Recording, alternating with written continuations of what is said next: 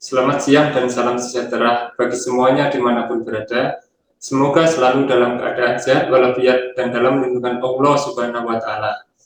Perkenalkan, nama saya Sony Panca Budiarto, MKom, NIDN 0711068402 dari Program Studi Teknik Informatika di Sekolah Tinggi Ilmu Komputer PGRI Banyuwangi. Pada kesempatan kali ini, saya akan menjelaskan salah satu mata kuliah yang saya ampu, yaitu mata kuliah Relational Database Management System atau disingkat RDBMS.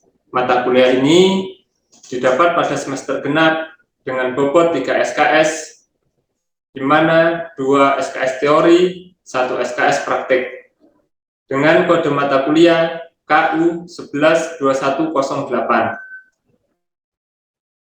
Untuk deskripsi mata kuliah Relational Database Management System, mata kuliah ini mengajarkan konsep-konsep basis data relasional, pemodelan data dan perancangan Entity Relationship Diagram, normalisasi basis data, structure query language, penerapan query SQL untuk mengelola objek basis data, mengelola data di dalam basis data, serta penggunaan DBMS MariaDB.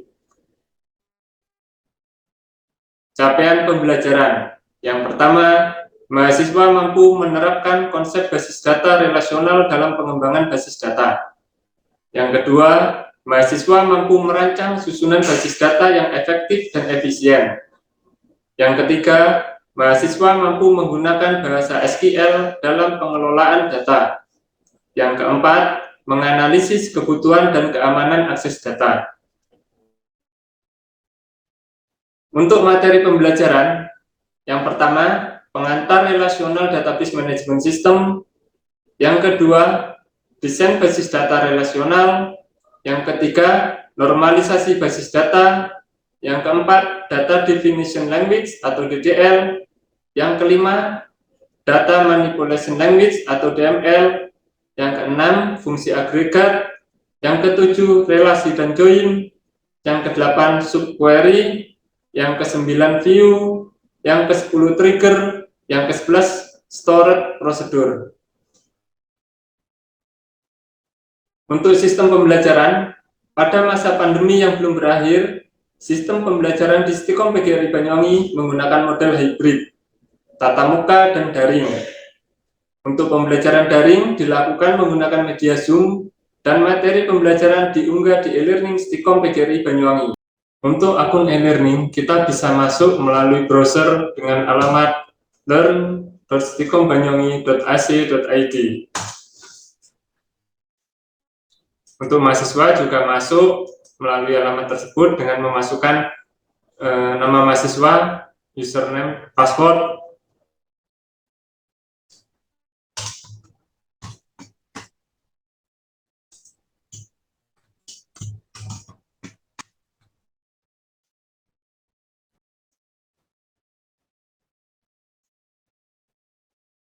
Di sini, dosen mengunggah materi pembelajaran dan tugas-tugas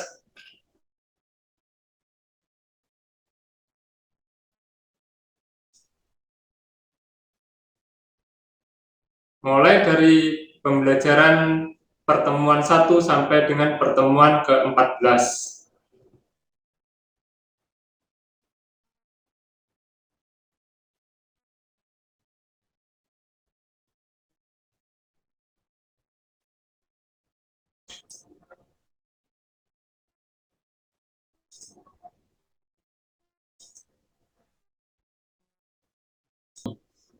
Untuk pembelajaran tatap muka atau luring diprioritaskan saat melakukan diskusi, simulasi, atau mempraktikkan sebuah teori. Metode perkuliahan. Untuk metode perkuliahan yang saya gunakan adalah Student Center Learning atau SCL, di mana mahasiswa sebagai pusat dari proses belajar mengajar, dosen sebagai fasilitator dalam proses belajar, ceramah, diskusi, tugas, dan praktikum. Materi dan tugas perkuliahan disimpan pada learning.stikombanyuwangi.ac.id. Untuk kriteria penilaian, untuk kehadiran, prosentase 10%, tugas prosentase 10%, praktikum prosentase 20%, UTS prosentase 30%, UAS prosentase 30%. Dengan rentang penilaian untuk nilai A 81 sampai 100, AB 71 sampai 80, B 61 sampai 70, BC 51 sampai 60, C 41 sampai 50, CD 31 sampai 40, D 21 sampai 30, E dan DE kurang dari 20. Demikian penjelasan saya tentang mata kuliah Relational Database Management System. Kurang lebihnya saya mohon maaf. Saya akhiri. Wassalamualaikum warahmatullahi wabarakatuh.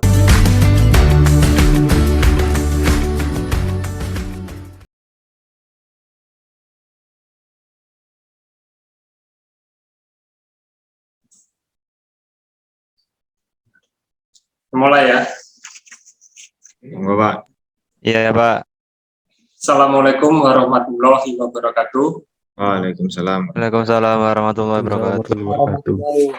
Selamat datang rekan-rekan mahasiswa yang saya banggakan, dimanapun berada. Semoga selalu dalam keadaan sehat walafiat dan dalam lindungan Allah Subhanahu wa Ta'ala.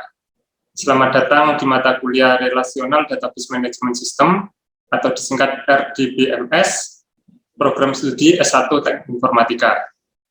Perkenalkan, nama saya Sony Pancabudiarto MKom, NIDN 0711068402.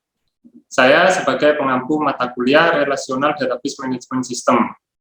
Mata kuliah ini memiliki beban SKS sebesar 3 SKS dengan kode mata kuliah KU 112108. Selamat mengikuti perkuliahan ini dengan baik, salam hangat dan tetap semangat. Semangat ya, kita mulai. Pak.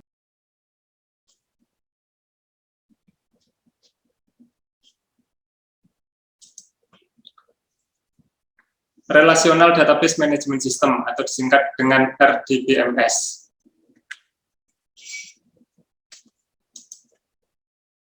Sebagai pendahuluan, saat ini banyak perusahaan menggunakan sistem informasi untuk menghasilkan informasi yang digunakan oleh berbagai level pegawai. Informasi disimpan dalam database. Tentunya kita sering mendengar istilah seperti data, database, informasi, dan sistem informasi. Benar? Benar. Istilah-istilah tersebut akan kita bahas pada pertemuan kali ini untuk memberikan fondasi bagi pembahasan selanjutnya.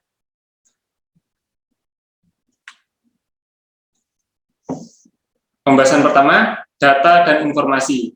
Sebelum membahas database, kita perlu memahami perbedaan antara data dan informasi. Apa itu data? Apa itu informasi?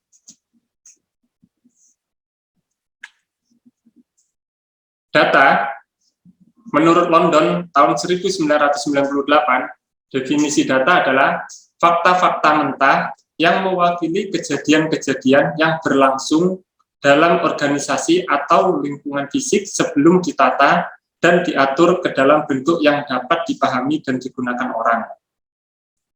Menurut Kadir pada tahun 2003, definisi data adalah deskripsi tentang benda, kejadian, aktivitas, dan transaksi yang tidak mempunyai makna atau tidak berpengaruh secara langsung kepada pemakai.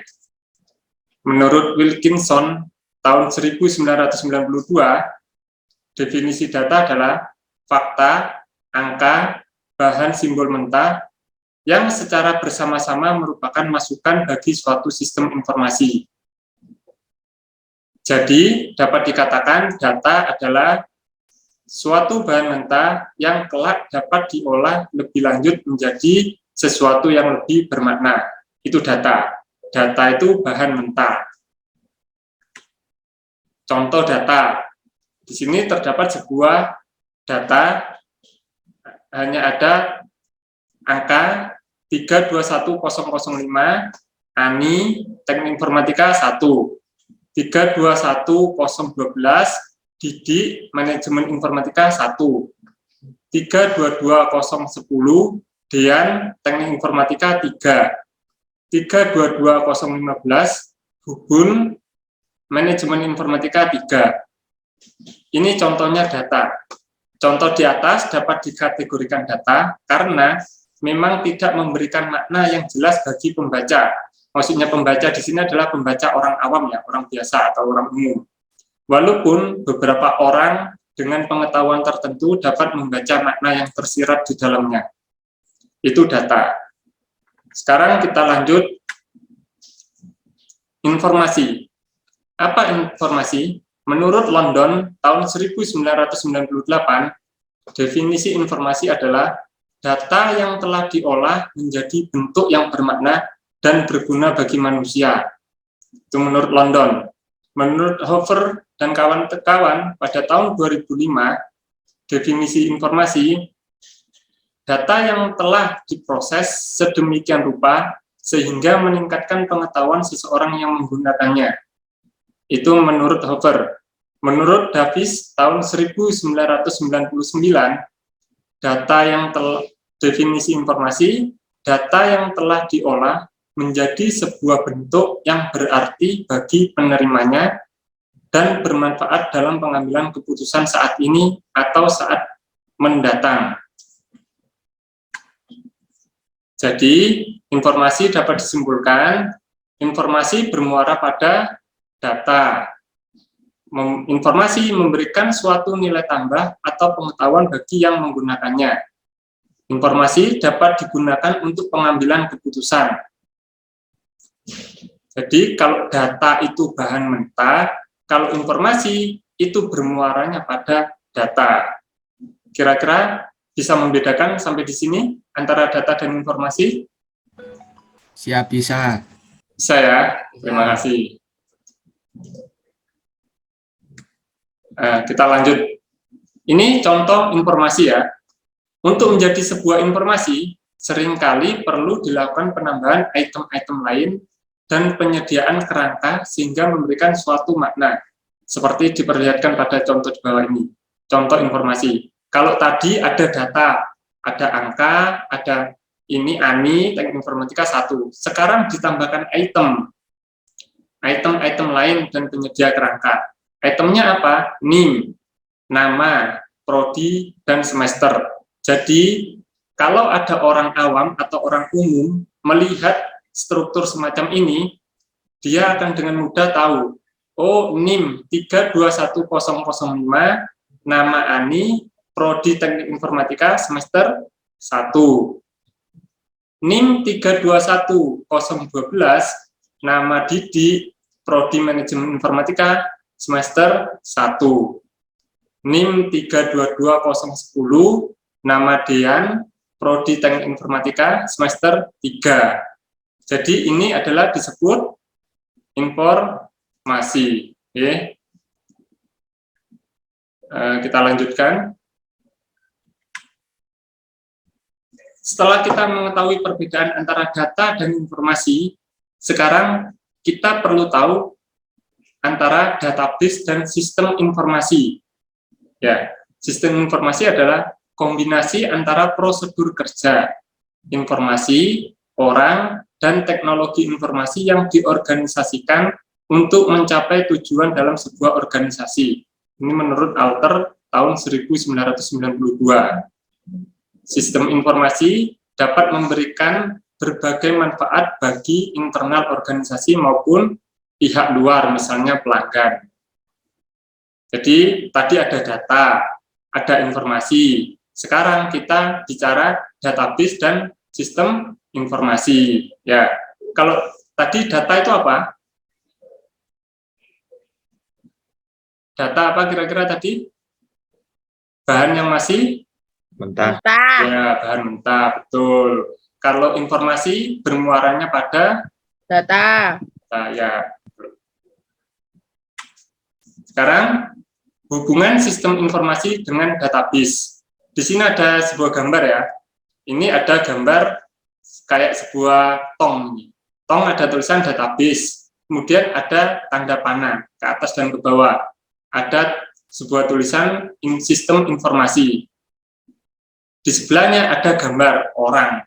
Ini perempuan di depan komputer melihat sebuah grafik. Kemudian ini ada seorang laki-laki, kelihatannya dia sedang menganalisa sesuatu ini. Apa hubungan kira-kira antara sistem informasi dengan database? Kalau di sini, contoh pemanfaatan sistem informasi oleh pengguna antara lain untuk menganalisa pengambilan keputusan, kemudian melihat stok barang, melihat saldo di ATM. Contoh analisa pengambilan keputusan, misalkan mbak-mbak ini lagi melihat sebuah toko di situ, ada harga-harga, grafiknya, grafik tertinggi dan terendah untuk harga barang yang sama. Tentunya mbak ini akan, ibu-ibu di sini akan mengambil keputusan dia mau membeli yang harganya rendah atau harganya tertinggi. Harga-harga itu didapat dari mana? Dari database ini.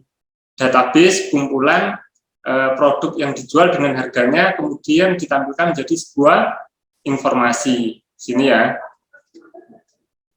Bisa dipahami? Bisa. Ya, bisa. Ya, baik, saya lanjutkan. Kalau tadi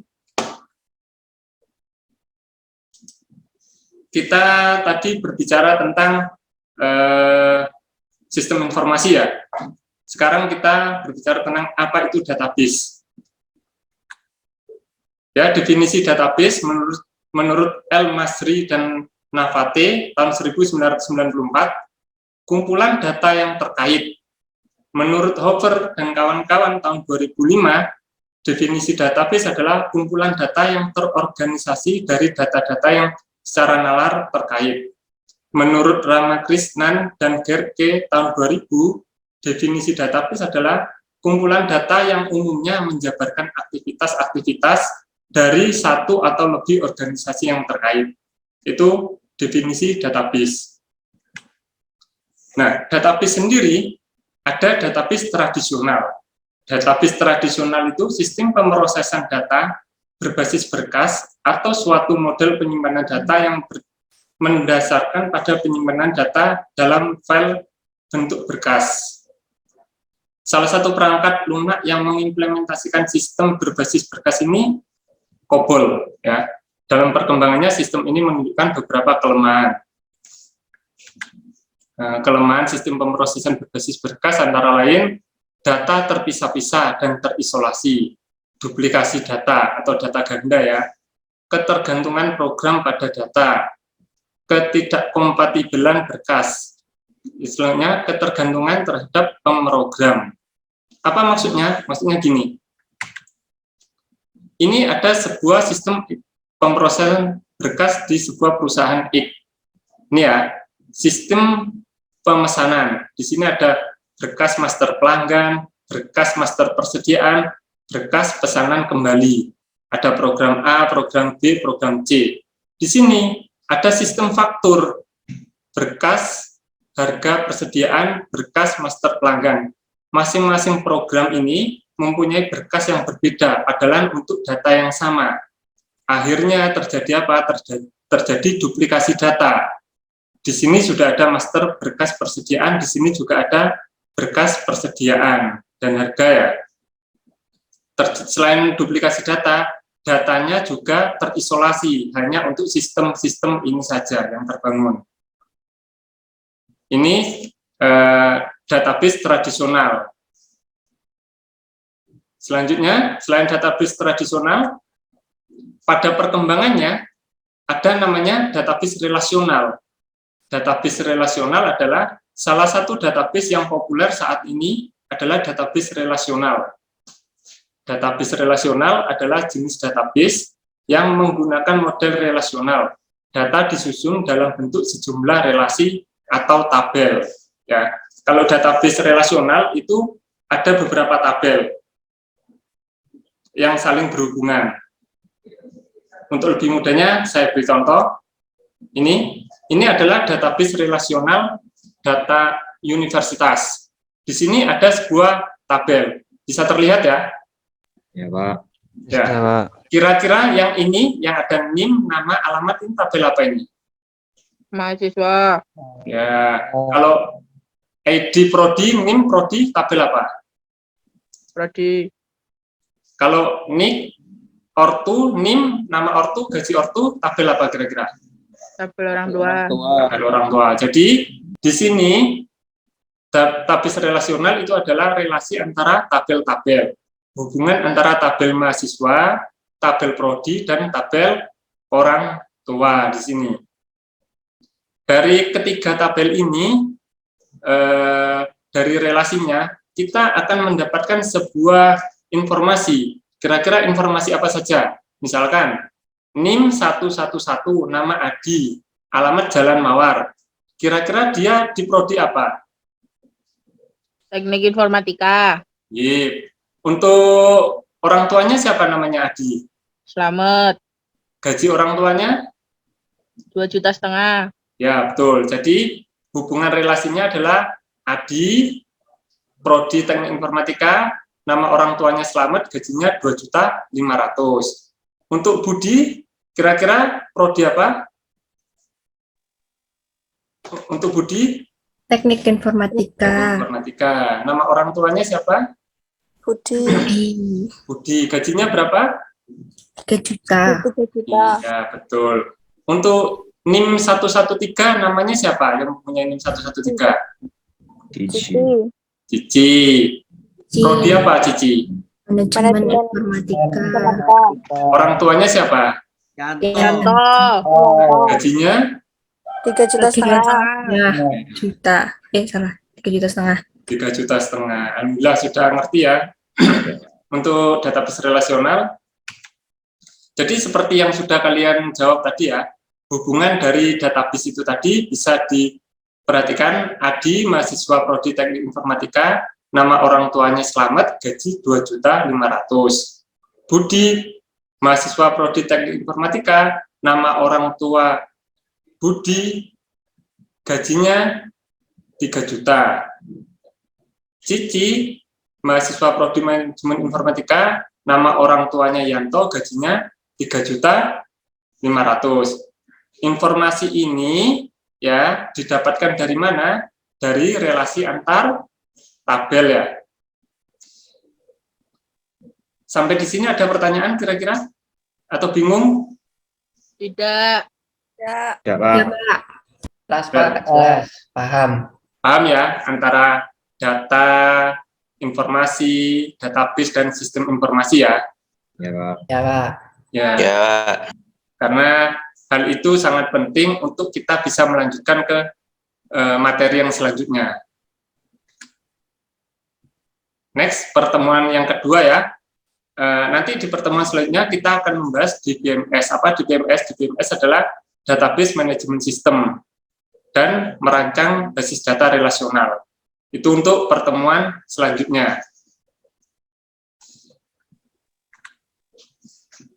Kira-kira ada yang mau ditanyakan atau ada yang mau disampaikan terkait pertemuan yang pertama ini? Nggak ada, Pak. Tidak ada, Pak. Ya, ada, Pak. Tidak ada. Semuanya bisa diterima? Bisa. Bisa. Bisa ya? Kalau gitu, kalau nggak ada yang ditanyakan, bisa saya akhiri perkuliahan hari ini? Oh, Pak. Ya Bisa, Pak. Pak. Bisa ya? Bisa, Pak. Kita akhiri dengan ucapan alhamdulillah.